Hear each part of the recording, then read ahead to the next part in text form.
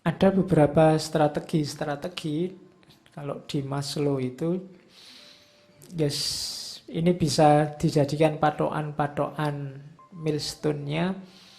Jadi untuk mengaktualkan diri yang pertama cobalah untuk jadi orang baik.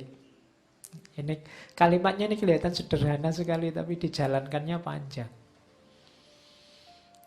Gimana Pak jadi orang baik itu? Kalian sudah tahu sebenarnya. Hidup itu selalu pilihan antara dua.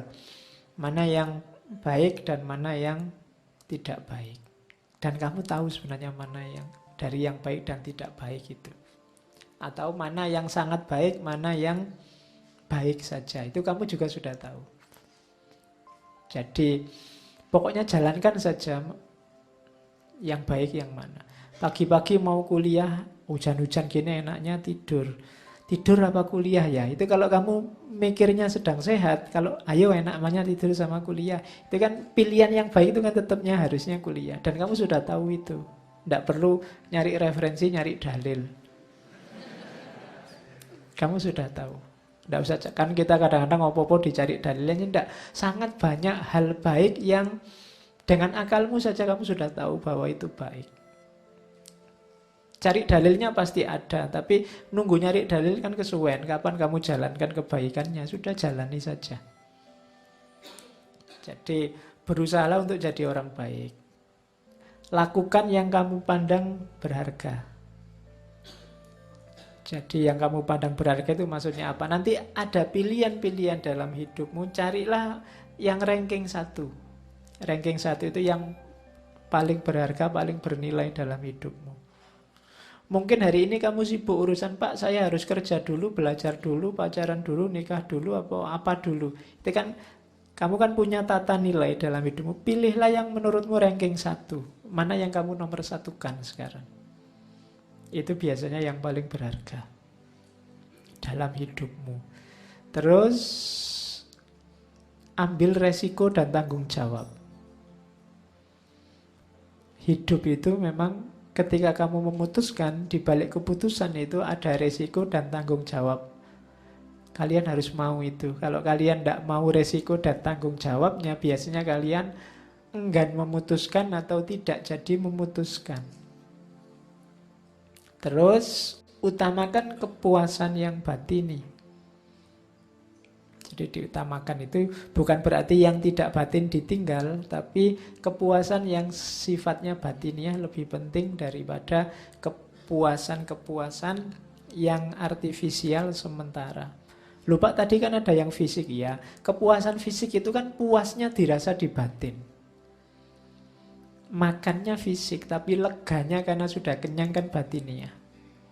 Maka jangan fokus di makan enaknya. Kalau dimakan enaknya tidak ada habisnya. Tapi fokuslah bahwa kamu sudah puas apa belum, sudah kenyang apa belum. Habis minum sudah lega apa belum. Kalau sudah ya sudah. Di kepuasan batinnya. Itu yang membuatmu tidak dikejar-kejar terus kebutuhan-kebutuhan kecil. Carilah kebenaran itu pasti. Berikan cinta tanpa syarat. Ini yang indah diteorikan, susah dijalankan. Ya, jadi karena cinta itu sebenarnya belum bisa disebut cinta kalau masih ada syaratnya. Jadi kalimat itu sebenarnya agak ambigu. Ya berikanlah cinta saja sudah cukup, karena kalau masih ada syaratnya belum bisa disebut cinta. Ya, oke, tidak usah saya lanjutkan nanti banyak yang sedih. Terus selanjutnya adillah.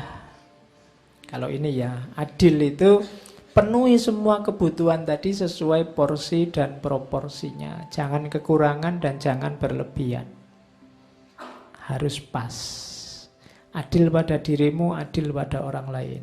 Ini di antara strategi-strategi aktualisasi diri. Terus penghalangnya ada beberapa.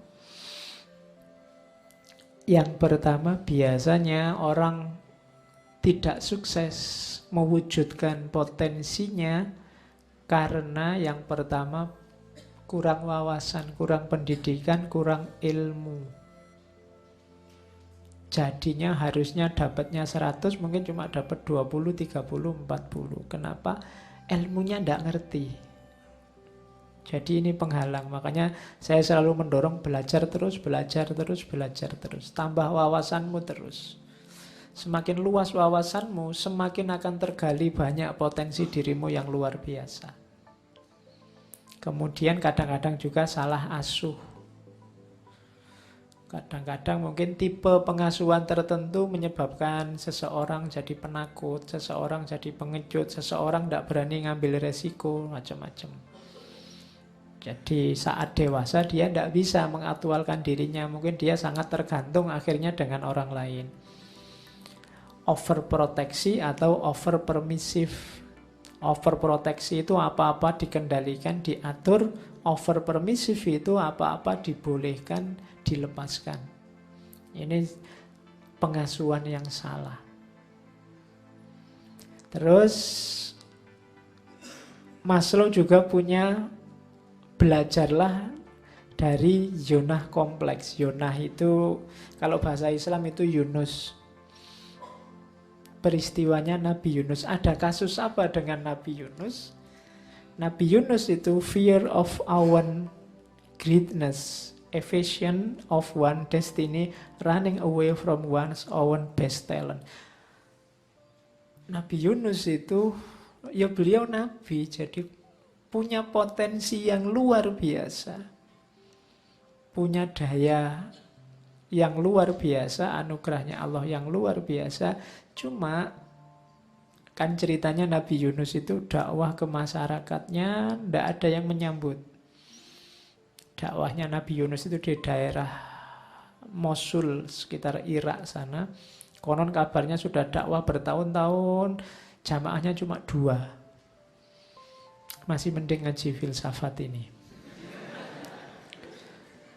Bolak-balik diancam oleh Nabi Yunus, kalau kamu masih durhaka terus, Allah akan menurunkan siksanya. Nah, ceritanya sudah putus asa Nabi Yunus, terus merasa ini pasti siksanya Allah akan datang sebentar lagi. Sebelum siksaannya datang aku tak pergi saja. Nah, itu komplek itu semacam kekurangan penyakit jiwa. Istilahnya dipakai dalam zona komplek itu orang yang lari dari tanggung jawab. Versinya Maslow menjelaskannya. Kemudian padahal dia punya great talents, dia punya kemampuan yang luar biasa, bakat yang luar biasa, tapi bakat ini tidak digunakan. Lari dari takdirnya dalam tanda petik. Banyak orang kayak gini. Kalian itu potensinya luar biasa, jangan lari. Kayak Nabi Yunus itu kan terus diingatkan oleh Allah, akhirnya harus bertobat di dalam perutnya ikan nun. Ada yang bilang 40 hari, ada yang bilang 7 hari, ada yang bilang 3 hari. Ada yang bilang ditelan waktu duha, dikeluarkan waktu sore. Tapi pendapatnya macam-macam tentang Nabi Yunus. Tapi yang jelas di situ dia menyesal, baru sadar bahwa dia melakukan tindakan yang salah. Sehingga nanti beliau punya kalimat favorit yang luar biasa itu kan, la ilaha illa anta subhanaka inni kuntu minadz dzalimin. Jadi itu ketika dia berada dalam kegelapan. Yang ini diambil oleh Maslow untuk gambarannya semacam itu. Kita itu sebenarnya punya potensi yang luar biasa. Jangan lari dari tanggung jawab. Anugerah itu bareng sama tanggung jawab. Kita harus berani, berusaha, disiplin, dan mengontrol diri untuk mencapainya.